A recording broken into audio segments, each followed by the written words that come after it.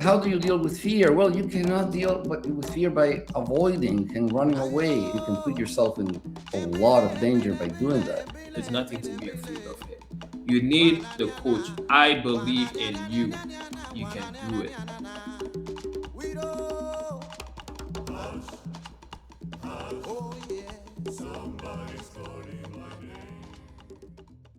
Welcome to the Hush Podcast, Coach Governor and Dr. Hugo. And today we're going to talk about fear. Yeah, Go ahead, man. No Carl. fair. Yeah, no fair. Big topic. I mean, when I coach fighters, that's the first thing that you gotta know. If the guy got the heart, right? He has the will to fight, or is he gonna be afraid when he jumps into that ring? And it's a good metaphor for life, And what we say, boxing is a great metaphor for life. You gotta fight in life, and fair is one of those things that you gotta fight. You gotta fight fair, and you know, I think how people think about it, especially with fighters, it's like, oh, overcome your fear, get rid of fear. No, that's not what it is, man. I'm gonna tell you right now, and I'm curious what you think about this. But fear is something you gotta harness. It's an energy. It makes you wise. Teddy Atlas says this. Hey, you just don't cross the street. You look both ways before you cross the street, so you don't get hit by a car because I think you're afraid to get hit by a car. You want to move in that wisdom. So, I mean, I got more for you, but I want to know what you think about that. I think that fear is your best friend in life, in fighting life. And your job is to make sure it doesn't become your enemy. Yeah, I mean, and that's the thing. Teddy Atlas also said this, right? Look in the mirror. That's your greatest opponent. And Casamado also said this. I'm throwing out these quotes right now just to set the table. It's a shame to have somebody lose to themselves rather than a better opponent. And so you really want to bring your best self to the fight and let the opponent at least be better than you, but don't defeat yourself. So, when I think about fair, I think about, having the fighter, use that energy, control it, and to be able to accomplish what they have to do. Use that fair to have them train. Hey, that guy is gonna hit you with big power. Can you handle that? Yeah. How? Let me see. Let me see. Let's prepare for that. Let's prepare for not being able to hit this guy. Let's prepare for overcoming this opponent.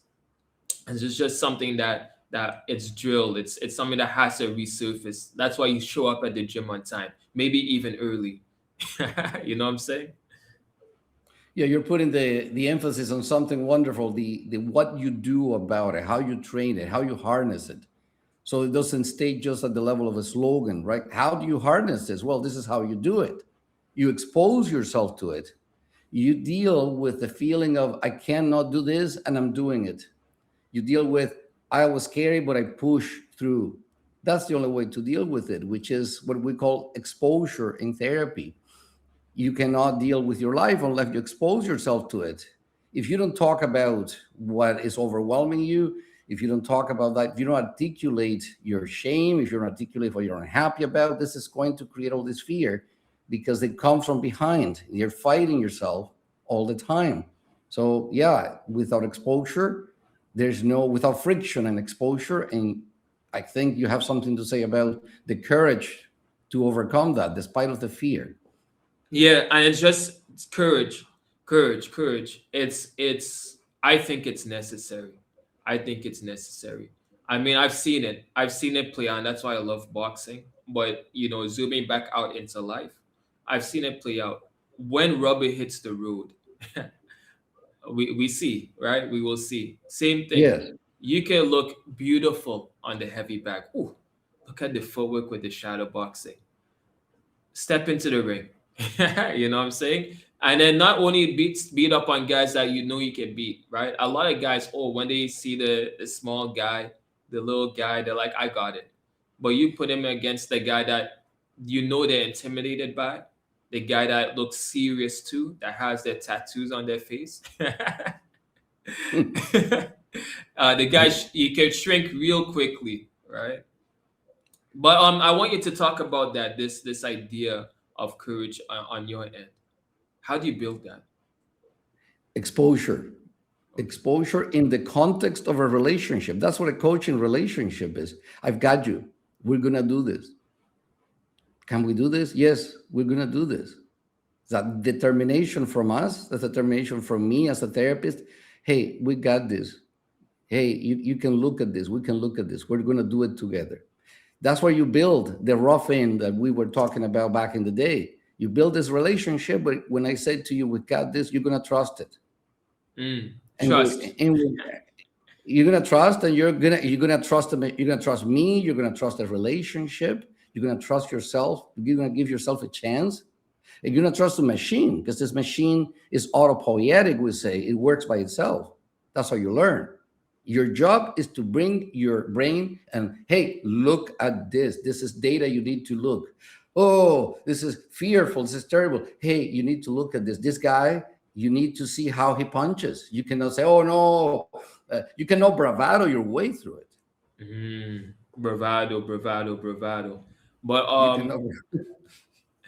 no, I have to say that because it's so funny, and I want to ground this to people, right? Because I know a lot of people do deal with fear, and I Mhm. think they can mask it with bravado. I mean, I've done it. I've masked my fear with bravado. Give me the exam. Give me the exam. I'll kill it. And I'm like, I didn't study. I'm scared. I don't want to fail this class. You know, job interviews. You're like, I feel like I know my stuff, but I hope they don't ask this question, and you're reciting, you're planning for the job interview, but that anxiety can take over.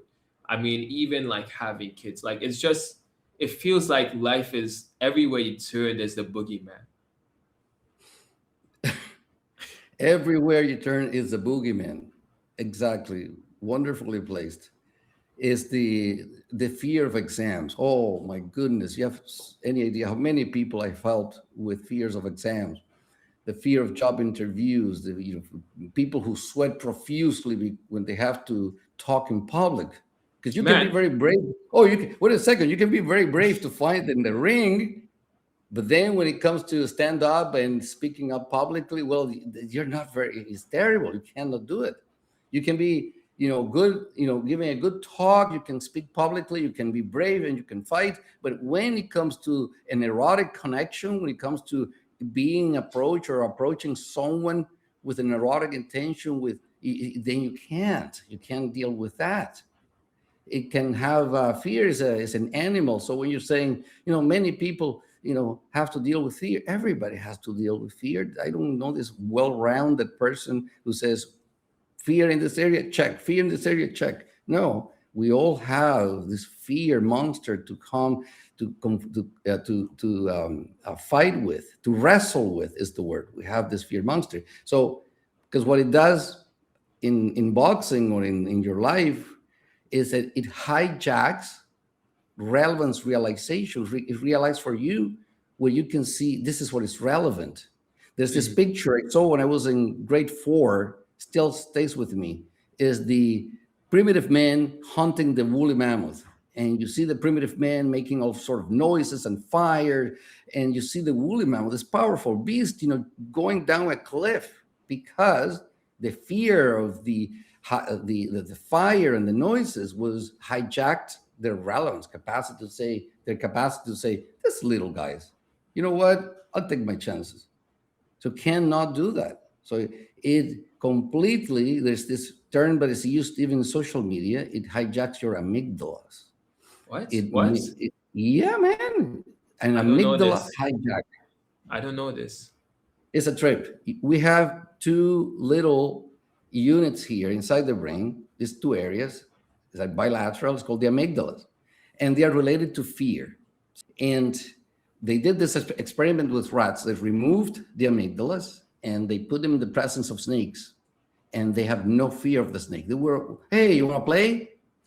So it's more complex than that. Amygdala is way more complex than that, but it has a strong relationship with telling you signal from noise when it's fear. And you get hijacked, in the case of PTSD, for example, police officers who go to a party and there's a pool and there's kids playing in the pool, and the laughter triggers them into a panic attack or feeling really discomfortable because of events surrounding pools and kids. Mm-hmm. So over trauma like that, your brain cannot tell what is real and what is not real, and then you act in ways that are detrimental to yourself. So everybody has this fear. Everyone has to deal with their amygdala, and in boxing, I mean, imagine it's like incredibly so. This guy is gonna punch me in the face, it's gonna hurt. Yeah, no, I wanted to connect that. And this is a bit deep, but what I've noticed as a coach is that people who want to deal with their fear, they're tired of running.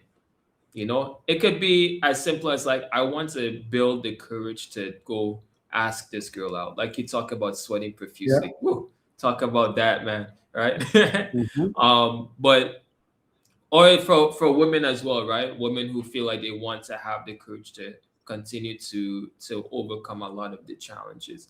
They come to boxing because they're tired of running, and they want to learn how to build themselves to fight, you know and that's when you have the pleasure of coaching, because you have a willing participant, a participant that's seeking on cultivating, developing their courage. Now, here's the thing: bravado, coming back to that word. Mhm. The intoxicating part about boxing, which I've noticed, some guys don't want courage, they want bravado. And they feel like boxing is a way to access a level of bravado. Now, what I tell the guys is that, hey, you can have all the bravado you want, but real recognizes real. And so, in boxing, there's this stare down. This is I guess a trope, but a almost ritual in boxing. The The stare stare down, down. yeah. Oh, it's the stare down, man. Tell me Let about me the stare down. let me tell you something, man. Real recognizes real, and this is in life. This is when rubber hits the road. Are you telling me that that actually works? That is not for Oh, show? guys know when they got you at that stare down. We're preparing. And when we go and lock eyes and stare down, if you look away, if you give a hint of, I'm not sure if I can beat this guy, right? It will show in the body language, it could show in the eyes, it will show in the chin. Yeah, yeah, yeah. No, that's the first tell. That's the first tell. So And hold on a second. How come there isn't a science of looking at the stare down and making decisions based on that? Is there something like that? oh, sorry, break that down. What do you mean by that? Well, I would imagine there will be commentators looking at, reviewing the videos of stare downs and say, oh, look, he's got him. Oh, this is done. Nobody's saying that. I've never heard anybody saying that. Oh, I mean the guys who box, the inside boxers, the guys who've been at that level, the coaches, they know about this. So maybe I'm not sure. You're right. It's not pop, right? It's really kind of more inside the knowledge, and it doesn't make sense to people. But the stare down is the thing. It's where Okay, let me yeah. push that. Let me push this further. Okay. So, does that mean, for example, that you as a coach, when you look at a stare down, you can tell who's going to win? I mean, yes, you should know that the other guy is trying to find his will. He's trying to find his courage. He's trying to prove to himself that he can win. So he's fighting. Think about this. He's going to be fighting, and this happens in life as well. You're going to be fighting two opponents: the guy coming at you and yourself. Now, the guy who's already confident, all he has to fight is you, right? Who's at an advantage, a significant advantage. Yeah, no, no, but that's not what we're talking about. We're talking about is Okay. you, Kyle. You're looking at a video of stare down. Do you have enough inside boxing that you can look and say, "Oh, I think this guy's going to win because he Oh, owns him." it's to be honest, I don't think from video, because it's such an intimate moment, Ah, and okay. and truly, that's again in life as well. But it's going to come down to that intimate moment that is you and the other person, that it's this eye locking. It's like when you want to know if somebody loves you, you look into their eyes. Hey, do you love me? And they have to think about that, Hugo. When you ask that question for the first time, look into the person's eyes. a little look away or some, a little shift in body language is gonna tell you like they could say the Okay, words. yeah, okay, yeah, no, no, that's powerful. That's powerful. So, because as a side note, people comes sometimes and say, "How do I know I'm in love?" And I said, "I cannot tell." There's. You want a checklist? So it's something equivalent to that. These natural categories: love, fear. You know it. So you're Mhm. saying there's something very intimate that is equivalent to the vibe you get when you're talking to someone you love me and they say they love you. You feel it. It's not just the words.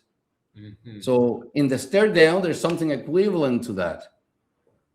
I'm gonna beat you, and you know that. And the other guy's like, no, I'm gonna beat you, and you know that because this is what And happened. I know, and to tie this back, right? It's because to be able to access that intimacy, you have to be intimate with fear itself, right? We're both feeling the same thing. Did you deal with it? I did, right? And so that's what I mean about, hey, this is not about getting rid of fear and putting it into the closet, right? Because when that closet opens up, when the boogeyman comes out, you have to stare down the barrel of that, man. You gotta stare the boogeyman in the eye, right? Oh, a great little Wayne line. Sure, I hope I don't butcher this. Okay. Looked in the face of death and took its mask off. That's it, the Lil Wayne line, right? That's what you got. That's really what it's going to come down to in terms of when that fear comes, when it comes knocking. Are you going to be able to stare it down intimately? I know you. I control you. Now I was listening to you, and my mind went to El Matador. It went to Topuria. Man, Topuria is having a stare down, and he's talking to the guy and said, "Hey, man, I'm really sorry. I'm gonna have to knock you out, but I really like you." Tell me about that. He's not in any kind of bravado. It's like apologizing to the guy. He's like, "Hey, Max, you're a great guy. Hey, Volko, I really like your stuff, man. We should be friends. I'm gonna have to knock you out." He's doing this. Have you ever seen this before in boxing? Like someone is talking like that? Yeah, I mean it happens. I think that's more sportsmanship. That will fall into sportsmanship. But I mean, he's not afraid of the guy clearly. No, no, no, no, no, no. I'm saying the opposite. He is Yeah. so absolutely certain that I'm going to win. I mean, I'm so superior. I own you. That's what he's saying. Hmm. That to a level that I'm apologizing to you because I really like you, and I don't mean to offend you by this. It's just a fact that I'm gonna beat you up. It's just I'm gonna knock you out. It's just a fact. But yeah, I like that you brought up that example. I think that's very important to highlight. Mhm. Is and this is why I coach as well, right? Overcoming fear or dealing with fear has nothing to do with certainty, right? So, like you say, in that example, he's already certain he's gonna beat the guy. So there's not much fear that he has to really deal with, you know? It's No, when the he other guy feels, is the one who has to deal with fear. The oh other guy, yeah, Max, exactly is like, that. you look at the stare down. Max Howell is looking at him, and he's like, yeah, oh yeah, yeah. And I could see that he was, yeah, I know you're gonna do that. I'm afraid of you. Hmm. Hmm. Hmm. I saw that. Hmm. And so this is very important to highlight because I think I mean this is a coach coming out for me. I think Go. that's the again the thing that how people don't want to feel fair, right? They don't want to get intimate with it. They don't want to be uncomfortable, right? And so because of that, they want to be in a position, as you said, shoot, the guy Taporia, right? They want to be in Taporia's position where it's like, hey, I own you. The challenge is just so minimal. I don't even have to experience this. They don't want to be in Max's position. They don't want to be, and that I think I'm trying to coach outside of that. Hey, if that's what you want to be, go ahead. You're going to be a big fish in a small pond, right? But the guys, what the Customado said, he said that fair is the friend of exceptional people. Hmm. So what would you suggest for Max in that situation? If your boxers who are going to find themselves in Max's situation, what's your plan for them? Well, the plan is, and this is the thing again, counterculture, but this is why we celebrate these fighters.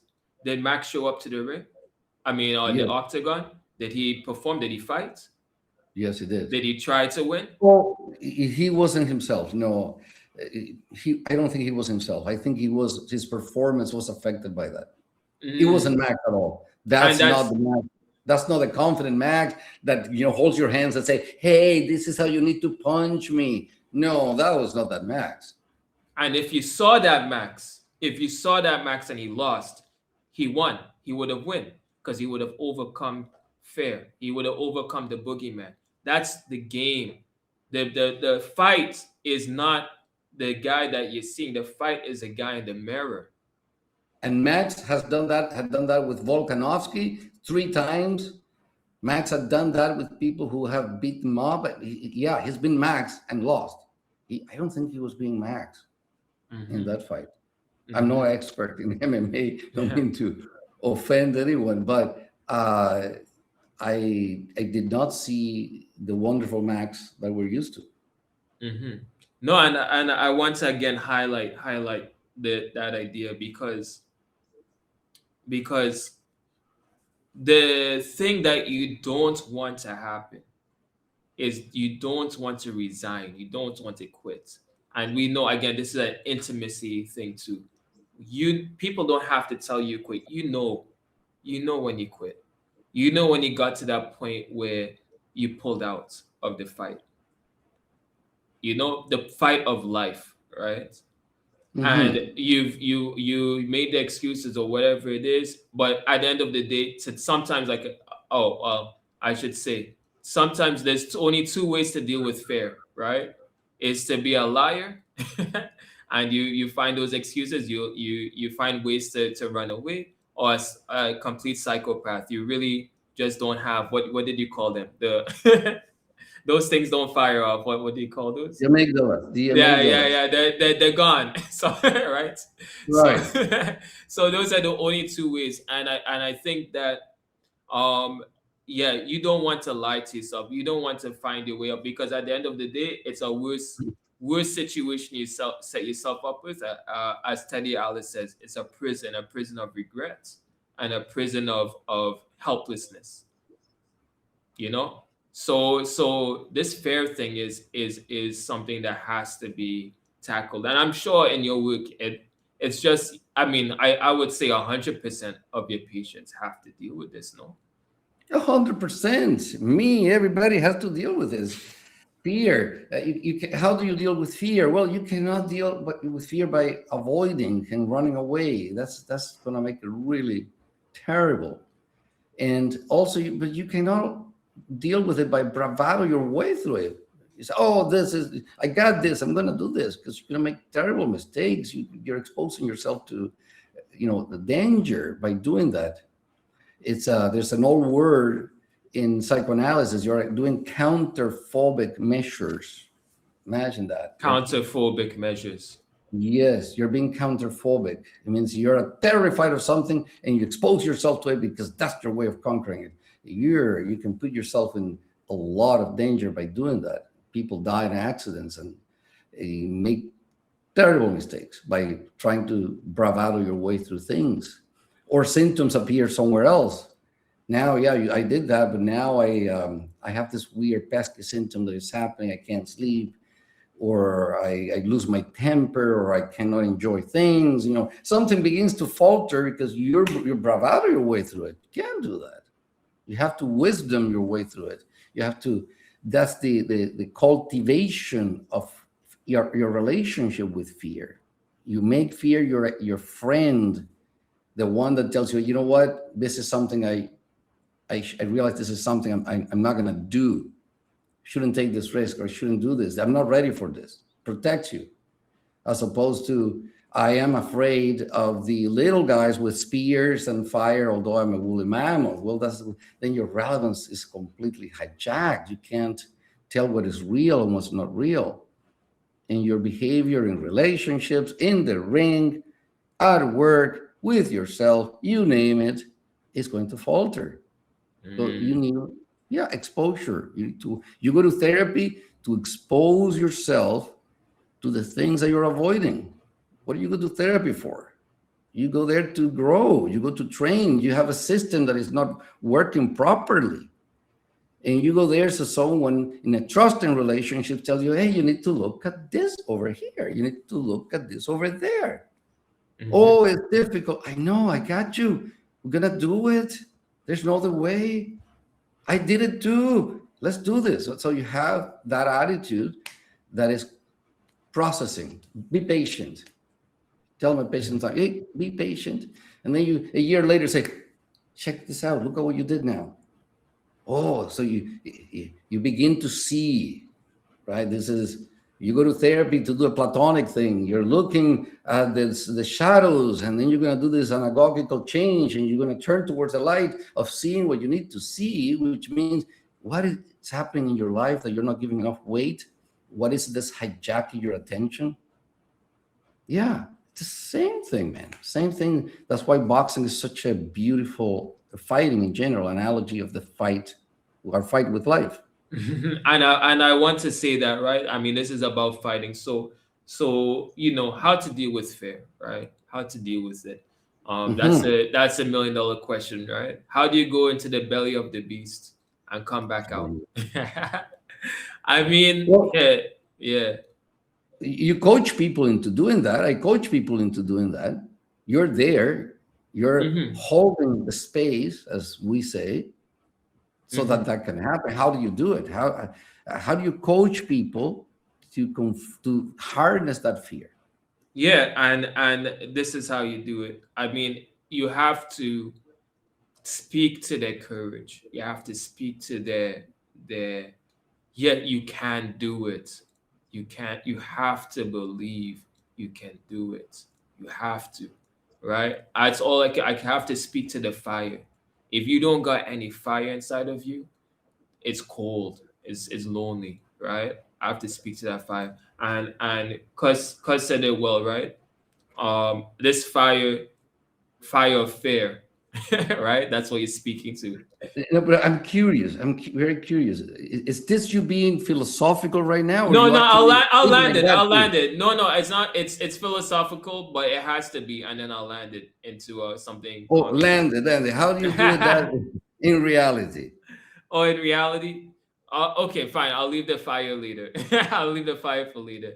But no, in reality, you have to keep putting them in uncomfortable situations and Hmm. ask them to overcome 100 push-ups. Yeah, 100. I know you can do it. I'd rather you try and fail than fail to try. Go. I'm You gonna actually make you spar this guy. That guy? Come on, man. I'll protect. Go in the ring. Trust me. So there's an element of trust that has to be because that's the biggest fear, right? Trust. Let's just be real, right? That's the biggest fear, right? So you have to be able to have the courage to trust, and you have to be able to have the courage to show up and try. Those two ingredients, or you can do a lot with that. beautifully placed. It's the same thing in therapy. Holding that space means, hey, this is something that if you trust my relationship, do you trust my relationship? Does it make sense to you? I mean, these are all non-verbal things, but the message is the same. So I'm speaking of the philosophical language is, do you trust this relationship? And in the action says, I think this is important to look at. And the person trusts the relationship and said, okay, yeah, you're right. Let's do that. Okay, hey, uh, we haven't talked about this topic. It happens around sexuality, for example. Yeah, this is what I like sexually, or this is what's happening with me sexually. Is a very difficult topic to discuss. It requires a lot of intimacy. You're looking at your responsibility for doing harm to others. Very important moment in therapy when you stop just looking at what it was done to you and you start looking at, you know what, I'm kind of feeling bad about the things I did too. And that requires a lot of courage. And people say, yeah, yeah, that's a big topic, but let's talk about it. Okay, let's talk about it. So having that courage and the trust of, hey, you can that guy 100 push-ups, and the person says, okay, if you think so, okay, well, yeah, okay, Mm-hmm. I'll Mm-hmm. trust you. I'll trust this. I'll trust the process. Let's do this. Mm-hmm. Wonderful. And I have to nail this down, right? Because we're coming close, but I think we got it, right? But I think I have to nail this down. Is that you need a coach. I'm not going. There's no other ways around it. This boogeyman. Think about it. When you're in the room, right? You're a little kid in the room, and you're afraid of the dark. Who's going to? Can you do it on your own? I'm going to get over my fear of being afraid of the dark on my own. Or do you need a big brother? Do you need parents to come and say, "Hey, there's nothing to be afraid of here." You need the coach. I guarantee to you, and this is me speculating, but I guarantee to you, a lot of the great fighters like Mike Tyson, if you hear Mike Tyson talk, he was afraid every time he was going into the ring, like He fearful. said that. He said that. Yeah, these guys would not be where they are without their coach. The coach saying, I believe in you. You can do it. You need somebody to guide you through the fear. It's necessary. And that's why a lot of people are stuck because they're trying to get through fear on their own. And the only way you can do that is faking it, bravado. No, you need a real source of trust, a real source of coaching that can say, hey, I believe in you. I know you intimately. I see your fear intimately. And you can overcome this thing. What a wonderful way to conclude it, because I would jump into that and expand another half an hour. I think definitely. Well, why do you need a coach? Let me, push back. Oh, well, you need a coach. I agree with you, but getting into why it is that indeed we all need a coach is the foundation of my work, for example. Okay. So I think we took our fair. We spoke about it. I mean, these are the steps to really fighting in life. We're gonna continue on this path. We're gonna target some other boogeymen, some of the skeletons in the closet, take them out one by one, and knock them out. But I like this one. All right, Yeah. Hugo. Dr. Okay, man. I Hugo, like it the too. coach. Till next Dr. time. Hugo. Ayo, embile, embile, embile, embile, embile, embile. Wananiana, wananiana, niana, niana, wananiana, niana, na. We do.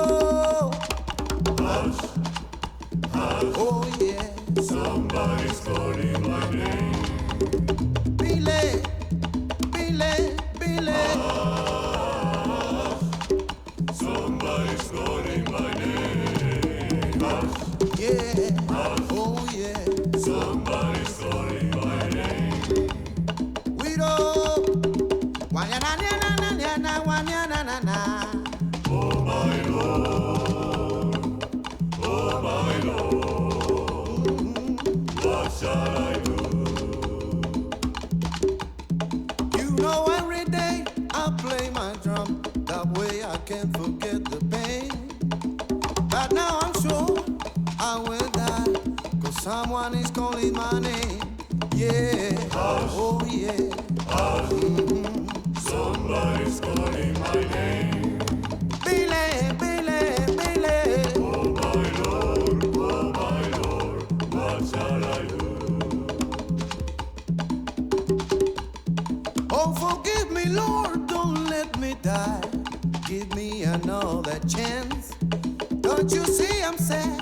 Because I'm sure that someone is calling my name. Yeah, oh yeah. Somebody's calling my name. Oh my Lord, oh my Lord. Oh yeah. What shall I do? Soon at morning, death come creeping on my room. Soon at morning.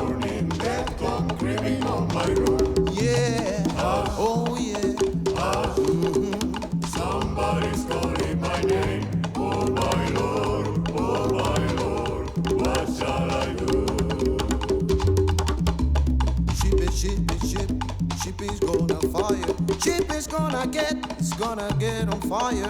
Ship it, ship it's gonna fire. Hey, can you hear me? I'm talking to the higher. Ship it's gonna fire. My body's broken out, my mind is very tired. Ship it's gonna fire. I pray, ship is gonna fire. Ship it's gonna fire. Come to me, give me another chance. Ship it's gonna fire. At least my last music, at least my last dance. Ship it's gonna fire. Ship is gonna get, it's gonna get on fire. Ship it's gonna fire. 1, 2, 3, yeah.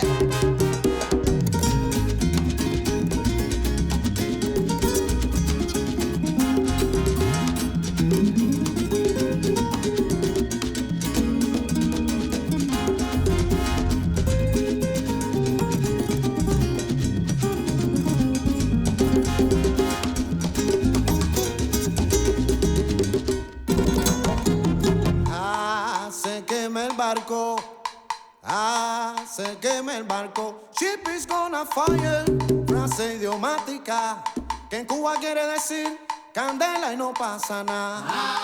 Se quema el barco, se quema el barco.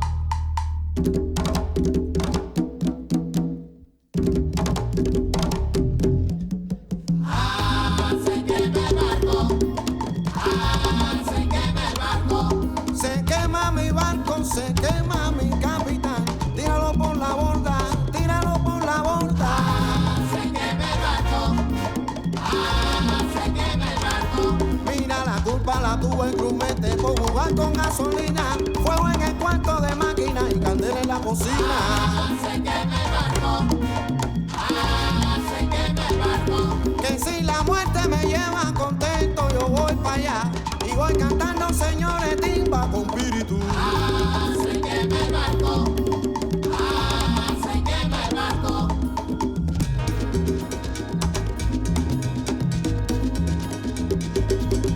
Cuido, con sentimiento manana, a mi rumba espiritual de Mississippi a La Habana, yo te la quiero cantar. Oye mi cuento rumbero, escúchame bien la voz y quítate los sombreros, que aquí la rumba soy yo. Ay, pero